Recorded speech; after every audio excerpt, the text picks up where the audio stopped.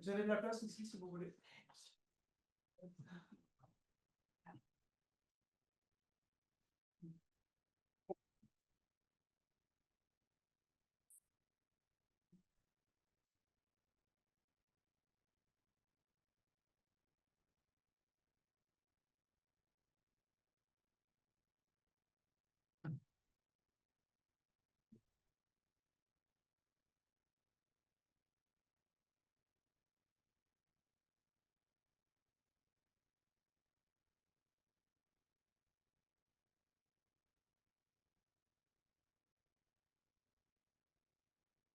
Bon, on va pouvoir reprendre la session de cet après-midi. On va commencer tout d'abord par le topo du docteur Aurore Muselier qui va nous parler des lentilles de contact, comment débuter, la première adaptation.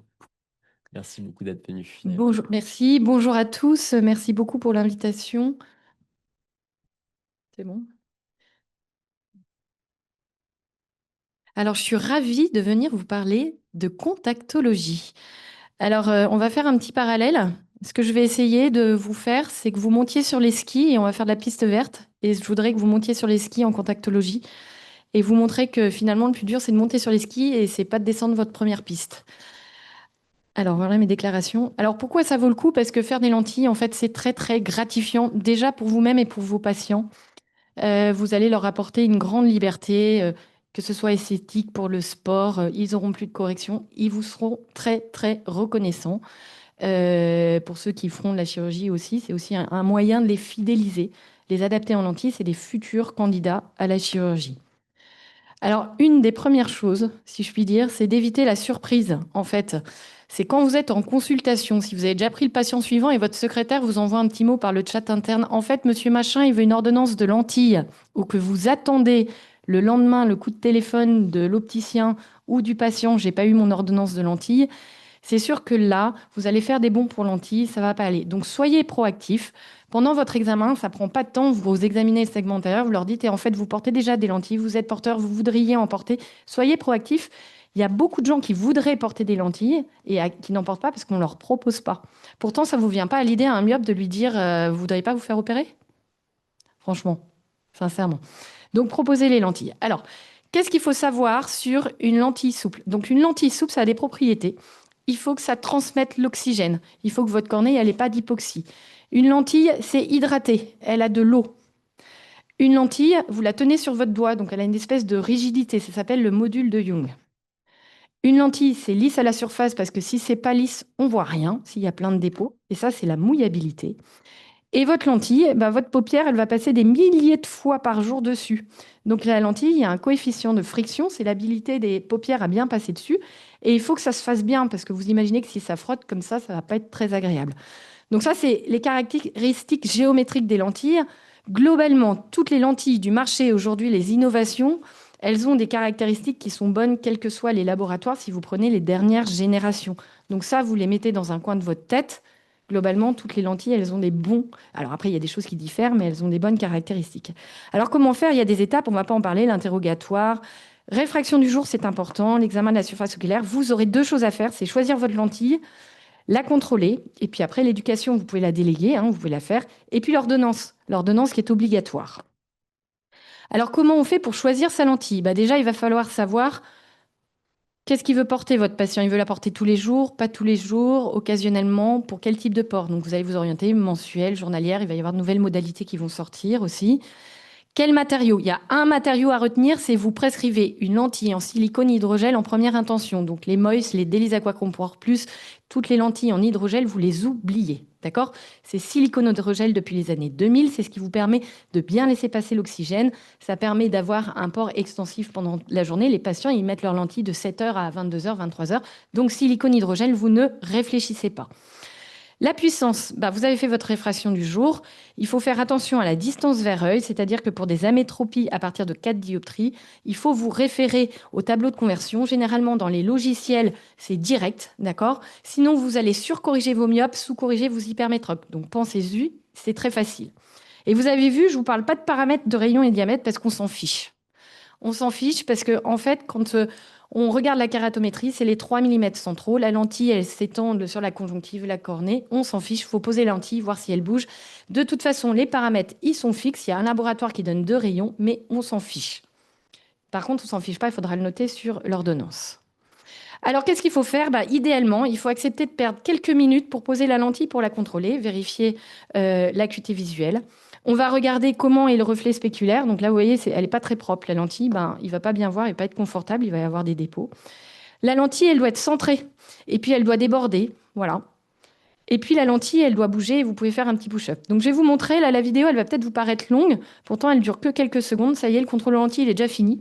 Donc, vous voyez, au clignement, la lentille, elle a bougé. Donc, votre rayon, il est bon. La lentille, elle est centrée et le reflet, il est bon. Donc là, vous voyez, la vidéo, elle va être longue parce que je vais vous faire toutes les positions du regard. Mais vous avez vu que ça prend à peu près 5 secondes de regarder une lentille. Donc, ça prend quand même pas beaucoup de temps. Et là, vous avez contrôlé un examen d'une lentille simple. Donc, vous avez vu, la lentille, elle est centrée. Au clignement, elle a bougé. Donc, elle est ni serrée ni plate. Et sa surface, elle est belle, elle est lisse. Alors, si jamais vous n'arrivez pas à voir comment elle bouge, vous pouvez faire le test du push-up. Donc, vous prenez la lentille, vous la mobilisez. Vous voyez, votre lentille, elle bouge bien. D'accord? Donc, ça, vous pouvez l'ajouter. Des exemples, là, vous voyez une lentille qui est un petit peu décentrée. Et là, je ne sais pas si vous la voyez, la lentille, elle monte comme ça, vous voyez? Ça, c'est un patient qui ne va pas être confortable, qui ne va pas bien voir. Son acuité visuelle, elle ne va pas être bonne. Alors, attention, si par exemple, vous avez une lentille décentrée, c'est idéal qu'elle soit centrée, mais en contacto, il faut être aussi logique. Si le patient, il voit bien qu'il n'est pas gêné, qu'il n'y a pas de piqueté, bon, ce n'est pas la catastrophe. On veut être sécuritaire parce que, bien sûr, il y a des risques infectieux, vous le savez. D'ailleurs, n'ayez pas peur de faire des lentilles parce que vous voyez à l'hôpital beaucoup d'abcès. Il y a des millions de porteurs qui ne font pas d'abcès. Vous n'allez pas ne pas aller opérer de cataracte parce que vous avez un risque de rupture capsulaire. On est bien d'accord. Donc, prescrivez des lentilles parce que tout le monde ne fait pas un abcès. Et une lentille torique, vous voyez, la lentille torique pour astigmate, elle a une petite marque. Et ça, c'est la stabilisation. Donc, je ne sais pas si je peux remontrer où vous avez vu, mais la lentille, en fait, au clignement, vous voyez le trait, il ne se balance pas, il est bien stable. Et ça, c'est comment vérifier une lentille torique, elle est bien stable. Donc, la lentille torique, vous voyez, ça, c'est la stabilisation. Si, par exemple, la lentille, elle bouge tout le temps, ça, votre patient, il ne va jamais bien voir. Donc, ça, ce n'est pas une bonne stabilisation. Et dans les lentilles toriques, les systèmes de stabilisation, c'est la différents systèmes que vous avez selon différentes marques de laboratoire. C'est-à-dire que si vous faites, par exemple, une ultra for astigmatisme ou une Air Optics for astigmatisme au Total 30 ou une Biofini torique ou une AcuVue Oasis, vous mettez les mêmes paramètres. Ce n'est pas du tout les mêmes lentilles puisqu'ils n'ont pas les mêmes systèmes de stabilisation et que la stabilisation, elle se fait par la force des paupières. Donc faites attention, si on vous switch votre lentille, par exemple, vous n'aurez pas forcément le même résultat. Donc, les lentilles toriques, je ne veux pas rentrer trop dans la difficulté, mais globalement, c'est toujours la même chose. Soit l'acuité visuelle est bonne et vous prescrivez. Si elle n'est pas bonne, il faut regarder la rotation. Donc, ce petit trait, il faut regarder s'il bouge. Et vous avez à votre lampe à fente une gradation que vous pouvez faire. Soit vous voyez qu'elle est très, très décalée. Si elle est très décalée, je vous ai dit qu'il y avait plusieurs systèmes de stabilisation. C'est peut-être que les paupières, ça ne va pas avec le système. Vous changez de marque. Si par contre la rotation elle est très faible, inférieure à 20 degrés, et que vous avez une baisse d'acuité visuelle, attention que la vision n'est pas bonne, à ce moment-là, vous avez des règles SAM-SIAM de rotation où vous retirez ou vous ajoutez. On pourra en parler en détail et c'est toujours pareil. Vous regardez l'acuité visuelle, soit les bonnes, et vous pouvez prescrire, soit les mauvaises, vous changez de stabilisation. Alors, je ne vais pas rentrer dans l'adaptation des lentilles progressives, qui est une autre catégorie. Mais ce que je voulais juste vous dire, c'est que si, quand vous voyez un patient en lunettes qui vous demande une ordonnance de lentilles multifocales, ça marche, les lentilles multifocales. Mais si vous prescrivez en lentilles multifocales ce que vous avez trouvé en lunettes progressives, le patient ne verra ni de loin, ni de près. Parce que les lentilles multifocales ne s'adaptent pas pareil parce que c'est des lentilles à vision simultanée avec des cercles concentriques, contrairement aux verres progressifs qui ont une vision sélective. Et donc, du coup, vous allez leur créer du flou à toutes les distances. Donc, ça s'adapte avec un protocole. On pourra revenir après dessus si vous voulez lors d'une autre session. Mais je vous en prie, essayez de ne pas transcrire l'ordonnance lunettes en lentilles, sinon vous allez avoir un échec. Alors après, une chose importante, depuis juillet dernier, l'ordonnance de lentilles, vous n'avez plus le droit de ne pas marquer l'ensemble des caractéristiques. Il y a des caractéristiques essentielles, c'est la loi, il y a un décret qui est paru. Et donc, vous devez mettre œil droit, œil gauche, la marque, quel type de lentille, quel rayon, quel diamètre, quelle puissance, le renouvellement, le type de port, le type d'entretien. C'est à vous de le choisir. Je n'ai pas fait de choses sur l'entretien pour pas trop. Voilà, il y a les solutions multifonctions ou les oxydants. Et puis, si c'est une prise en charge, vous savez qu'il y a, si vous êtes myope depuis dioptrie, si vous avez une aphakie, si vous avez des astigmatismes irréguliers, un strabisme, un kératocone, vous avez des prises en charge. Et donc, c'est légal. Vous n'avez pas le droit de faire merci d'adapter les lentilles pour l'opticien avec la réfraction lunette et le bon lentille. Il faut faire une ordonnance en bonne et due forme. Voilà, donc j'espère que je vous aurai un peu éclairci les idées et que ça n'aura pas été trop simple. Comment c'est simple, vous ferez déjà beaucoup. Et pour moi, le premier pas, il n'est pas technique, c'est de dire oui à un patient qui est motivé. La technique, elle s'apprend. L'impact, il est immédiat. Vous verrez, vous allez commencer par 1, 2. Au bout de 10 patients, vous serez très à l'aise. Vous aurez une consultation qui est largement valorisée. Vous allez fidéliser vos patients. Et je vous rappelle que l'adaptation aux lentilles reste un acte médical. Vous êtes les adaptateurs de lentilles de demain. D'accord. Et si vous avez besoin, il y a une association qui s'appelle la SFOLC, qui est l'Association française des ophtalmologistes qui adapte les lentilles de contact. Et on est là pour vous aider. Si vous voulez monter en grade, vous avez des ateliers à la SFO, vous avez des adaptations en direct à la SFO, et puis vous avez un DU. Et puis on est là pour pouvoir vous aider et vous répondre à vos questions. Voilà, je vous remercie. Merci beaucoup, Aurore. Je pense que c'est hyper important de se former en contactologie parce que en tant qu'interne à l'hôpital, bah, vous en faites très très peu, sauf si vous passez dans des services très spécialisés. Au final, quand vous allez vous retrouver à faire vos premiers remplacements et encore plus quand vous allez vous installer, c'est une bonne partie de l'activité. Je pense que c'est au moins un patient sur deux, si ce n'est pas plus, qui demande des lentilles. Effectivement, on ne peut pas juste prescrire la même correction qu'en lunettes, ça ne marche pas, surtout en multifocal, comme tu disais. Et parfois, les adaptations peuvent être assez embêtantes et faire des allers-retours entre l'opticien qui dit ah bah non ça marche pas, ah bah, je sais pas, débrouillez-vous de votre côté, on peut pas faire ça, il faut vraiment les adapter. Et comme tu l'as très bien dit, c'est vous les adaptateurs de demain. Donc, voilà. Est-ce qu'il y a des questions? Pas de questions pour les N'hésitez lentilles? pas, c'est le moment, hein, ouais, sur les lentilles, profitez-en. Ouais, moi, j'ai une petite question parce que je suis en dispo, donc j'ai commencé les remplats et les lentilles, voilà, ça tombe dessus un peu brutalement. À l'examen à la lampe à fente, à la fluorescéine, qu'est-ce qui vous fait contre-indiquer? Est-ce qu'il y a des choses qui vous font contre-indiquer d'emblée toute lentille souple? Alors aujourd'hui, avec les matériaux assez innovants qu'on a, qui sont très hydratés, il faut vraiment avoir une énorme kératite, une rivière lacrymale très très faible. Et parfois, je vais l'avouer, quand je sens pas le profil du patient, je me cache parfois derrière une petite kératite. Ça arrive rarement, mais si vous sentez pas, après, il faut pas le faire pour tout le monde, hein. Mais voilà, si vous sentez que la personne aussi, elle va pas pouvoir bien manipuler, pas bien respecter les consignes, que, enfin voilà, et pas très propre, etc. Il faut pas vous engager là-dedans. Mais il y a très peu de contre-indications au port de lentilles aujourd'hui, très très peu. Donc une petite KPS Oxford 1-2, qu'est-ce que vous allez faire? Est-ce que vous allez d'emblée prescrire des gouttes? Est-ce que vous allez revoir plus vite? Alors souvent quand même, quand il y a une petite KPS, déjà je regarde le clignement. Souvent c'est un clignement un peu abortif. Donc s'il veut porter ses lentilles sur l'ordinateur, bah, le problème c'est qu'il va pas bien les tolérer. Donc souvent je fais quand même un petit traitement de la surface, des paupières. Et je leur dis, bon bah voilà, la surface elle peut être un peu limite, on va traiter et je vais vous revoir et on pourra adapter les lentilles. Et je les sensibilise à ça. Et du coup, je pars plutôt sur une adaptation lentille journalière, en port occasionnel. Et si ça se passe bien, après on peut augmenter le type de port. Initialement, vous prescrivez pas la lentille, vous préparez la surface, vous les revoyez et vous remettez la lentille que s'il y a plus de kératite. Alors, on va pas se mentir, c'est rare quand même qu'il y ait 0 point. Mais globalement, on voit que la surface, je l'ai réduit qu'au niveau du clignement. Mais il faut être sécuritaire. Donc, faut pas prescrire une lentille si vous sentez que, voilà, globalement, il va avoir l'œil très sec, il va pas être bien.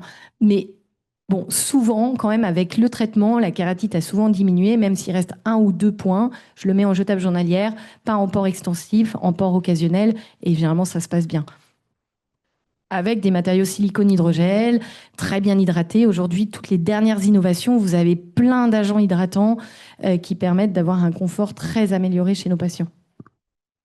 Pour faire le lien peut-être avec la présentation d'Hugo tout à l'heure, abcès de cornée, quelqu'un qui a un abcès sous lentille, t'attends combien de temps après guérison de l'abcès pour reprendre le port de lentilles?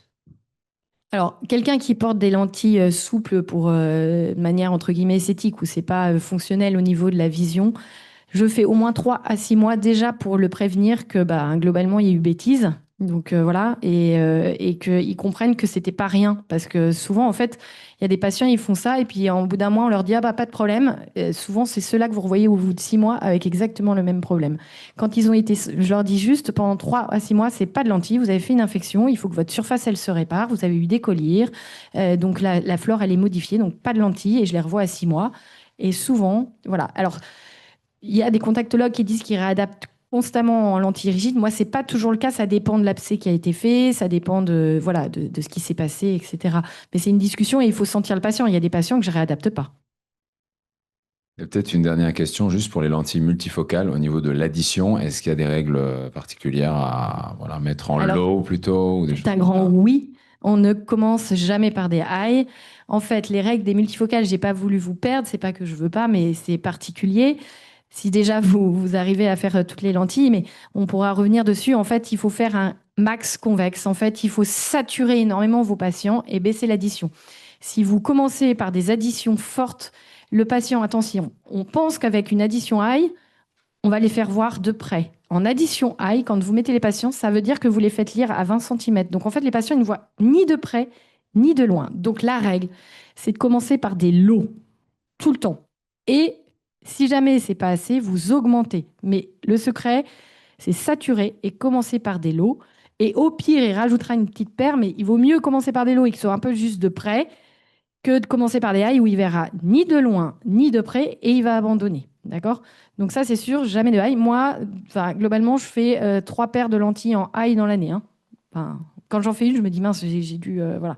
Donc ça arrive d'en faire. Ça dépend aussi des protocoles des laboratoires. Il y a des lentilles, on met du high plus souvent. Mais ne pas surcorriger l'addition. Ça, c'est la grosse erreur parce qu'ils ne verront ni bien de loin, mais ni bien de près non plus. Merci beaucoup, Aurore. Bah, je pense que on va passer à la présentation suivante. La sécheresse oculaire.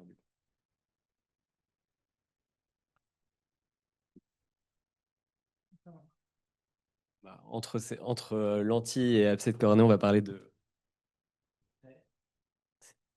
Hop là.